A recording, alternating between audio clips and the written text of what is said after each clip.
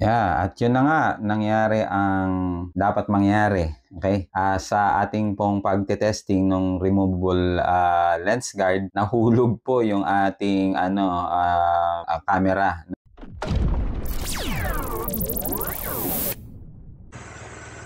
Good morning guys! Guys, sa video ito, ating pag-uusapan naman yung kalalagay nating removable lens guard.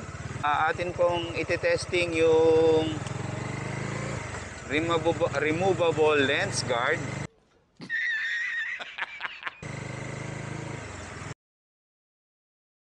kung may epekto pa ito sa image quality, sa video quality ng ating Insta360 X3. Okay, so eto na yon guys, no? Tama-tama, meron tayong breakfast ride. Malapit lang naman po. Dito lang sa may Arayat, Pampanga. Tama-tama, no? Pabukang liwayway na, pasilip na yung si Haring Araw. So tignan natin yung kuha ng ating Insta360 X3 na mayroong removable lens guard. Malinaw ba yung kuha? Kaya hindi ba makikita sa stitch line? Lumabo ba? Hindi ko alam.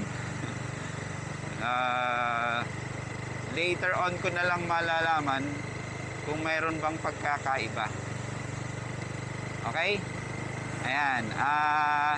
Kasi guys, nakakatakot kapag walang lens guard eh. Kagaya kanina, hindi pa ako nakakalayo, itong aking camera ay umiikot na. Kaya walaglag. Kaya nag-invest tayo sa lens guard kasi mahirap na eh, no? Kapag ka na-damage yung lens nito, mahirap makapagpagawa, no? Tsaka alam ko mahal din, matagal, hassle, no? Kapag ka ito nasira at nabasag.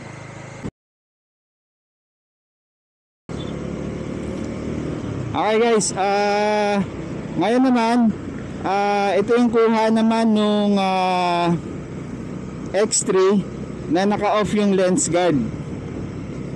Okay, so pagkumparahin na lang natin, no, kung ano yung mas okay. Pero ang recommended nila, yung setting na lens guard ay naka-on kapag ka po gamit natin yung removable lens guard.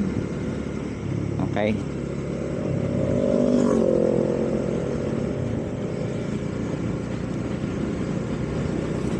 okay, so medyo makulimlim nga lang ngayon, although may araw, pero maulap, no?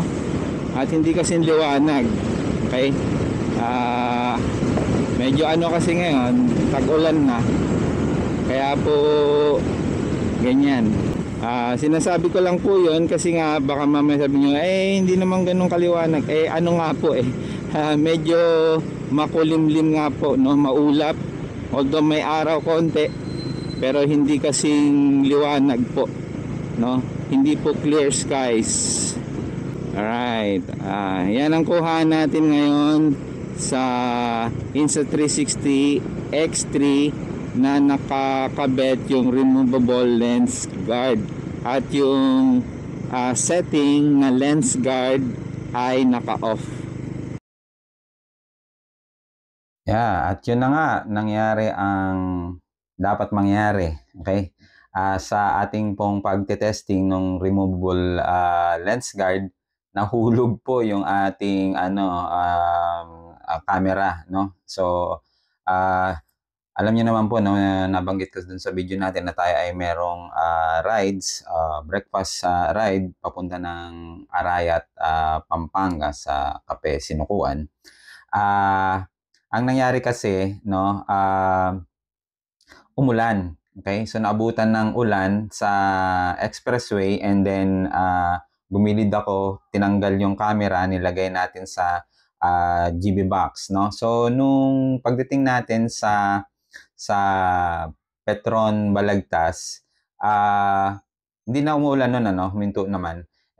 Dali-dali nating kinuha yung jacket natin sa GB box na wala sa isip natin na yung camera natin ay nasa ibabaw nung jacket. Yun, nalaglag. Okay, so buti na lang hindi ho napuruhan yung ating camera. Ang point of impact ay dito siya, no? Dito. Okay? So ito yung nakita kong yung merong gasgas. Konti, slight lang naman yung gasgas kung makita nyo dito sa video, no? Pero ito, napunasan ko na syempre, no? Okay. Tapos, yung battery niya, hindi naman natanggal yung battery, kundi yung parang may lumabas na yung orange na ganun. So, prines ko lang. Ayan, okay na, bumalik na siya. Tapos, nagpagulong-gulong yung ating camera, no? Doon sa pavement. So, sumentado, syempre, no? So, sa gasolinahan nga kasi yun ng Petron. So, gumulong-gulong siya. Now, pasensya na at wala akong picture or kaya video kasi nga dali-dali natin siyang kinuha na doon sa sa flooring, no? So nawala na sa isip natin na picturean siya. Okay? So 'yon, nakakabit yung noon that time. Nakakabit itong mic adapter at yung ating mic, no? Okay? Kasi nga alam natin na kapag umulan at ganito yung setup, hindi 100% na waterproof yung ating unit. So talagang papasukin dito sa part na ito. Kaya tinanggal natin at nilagay dun sa GB box. Yun nga lang, nawala sa isip natin nung time na kukunin natin yung jacket. Ayun, nalaglag siya. So naghiwa-hiwalay ito. Actually, ito natanggal to. Hiwalay din to actually no? Tapos yun nga, yung battery, umano yung kulay orange, may ganyan. Tapos yun, pagulong-gulong, madumi itong part na to kasi ito nga yung point of impact. Madumi din actually itong lens, no? Pinunasan ko na yan. Now, fortunately, yun nga, hindi napuruhan yung ating lens guard. Pero syempre, kung ito ay hindi matibay, sure na may gas-gas na to, no? Pero sa ngayon, wala ho siyang gas-gas. Actually, parang merong konting-konti lang. Hindi ko mahalata dun sa video na kuha nito, no? Buti na lang, meron din tong screen protector. Ito, merong screen protector to. At yung removable lens guard. So, kung nagkataon pala guys na wala yung ating removable lens guard, baka ho nadali yung pinaka-lens ng ating camera. Okay? Ayan. Pero fortunately, walang ganong gasgas, hindi halata yung gasgas kung meron man, no? Wala akong nakita doon sa bidyong kuha niya, no? Except yung stitch line. Na mamaya mapapakita ako sa inyong video clip kung saan merong stitch line tayong napansin nung meron to. Doon nga pala sa video na yun, naka-on din yung ating lens guard settings. Yan. So, yun guys yung nangyari. Alright? So, pero gumagana pa yung ating camera. No? Wala namang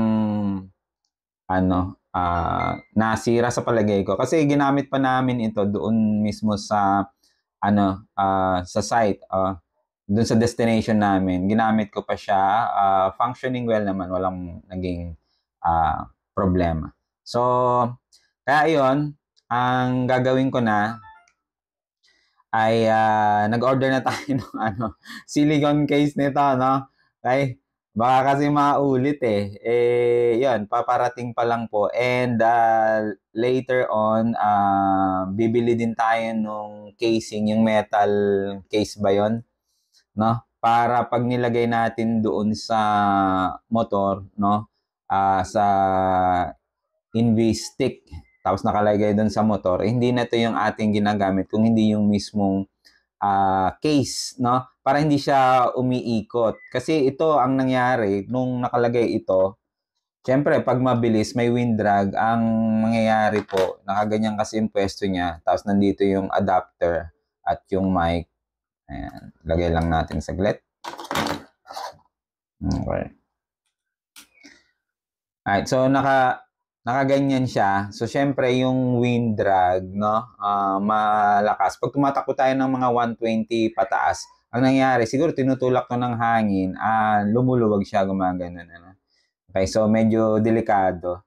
Kaya ang gagawin na lang natin, bibili ho tayo ng metal case, okay, para yun na lang po yung nakaipit dito, hindi itong ano na 'to, hindi itong thread na ito, no? Okay, so susubukan naman natin yun later. Pero anyway, ibang topic na po yun. Alright, so yun nga. Ayun, so recommended na merong lens guard dahil po sa mga ganong klase po ng aksidente. Yung pong video quality sa palagay ko, wala naman akong napansing degradation dun sa video quality nung kuha natin dun sa footage. Okay? Even dun sa stitch line, mamaya yung video nga papakita ko sa inyo, may stitch line. Pero sa palagay ko, parang ganun din nung wala itong lens guard na to. Kung meron man, konting-konti lang yung diferensya. Okay? So, guys, yun nga, highly recommended na maglagay kayo ng removable lens guard dahil hindi natin alam kung kailan po magkakaroon ng disgrasya yung ating camera. Okay? Para po protected ito. Okay? Meron din medyo may kamahalan din po kasi yung ganitong klase po ng camera. Kaya ingatan po natin, maglagay tayo ng extra layer of protection. Okay? So ito yung video guys, no, kung saan mahahalata yung stitch line. Tingnan nyo yung poste ng Meralco at saka dito sa may top box.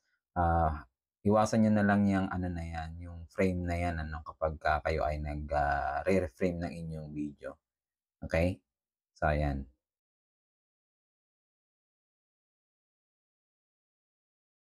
So ito naman yung naabutan ako sa NLEX, no, ng ulan. Ayan. So may patak na ng ulan. So makikita nyo dyan na bumilid na ako para iligpit, no, yung or itabi sa top box yung ating camera kasi nga may nakalagay itong mic adapter. So hindi siya 100% na waterproof kapag ganun, may nakakabit na mic adapter. Kaya po natin to itinago or nilagay sa top box po natin. Ayan, gumigil na ako yan. Mayroong overpass dyan para makasilong ako.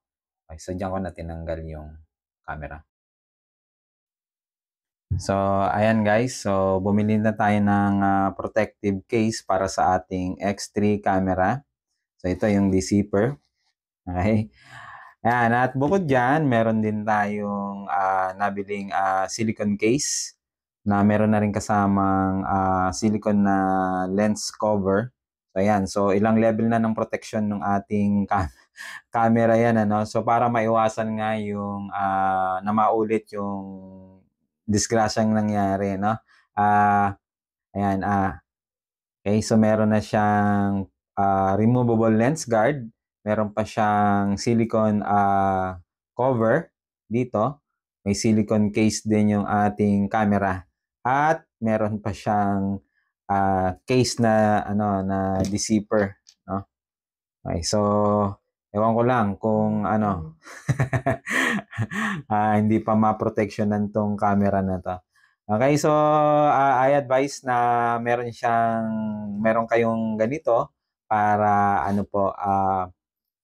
may protection yung atin pong yung inyo pong camera likod. Okay? Now, regarding sa quality, kung meron bang pagkakaiba, well, honestly, hindi ko masyadong mahalata kung meron man okay na sa akin na meron siyang ganito kaysa wala, kasi nga yun nga nakita niyo naman na nalaglag, aksidente. Hindi ko naman sinasadya talaga yun, no. Buti na lang nakapaglagay na tayo ng lens cover bago nangyari yun. So kung nagkataon na wala, nako, so baka yung kanyang mismong lens ay na disgrasya. Recommended at ina-advise ko sa inyo na maglagay kayo ng removable lens cover. Okay, so ito lang para sa video na ito. Muli guys, salamat sa inyong pagtangkilik. Okay? Yan.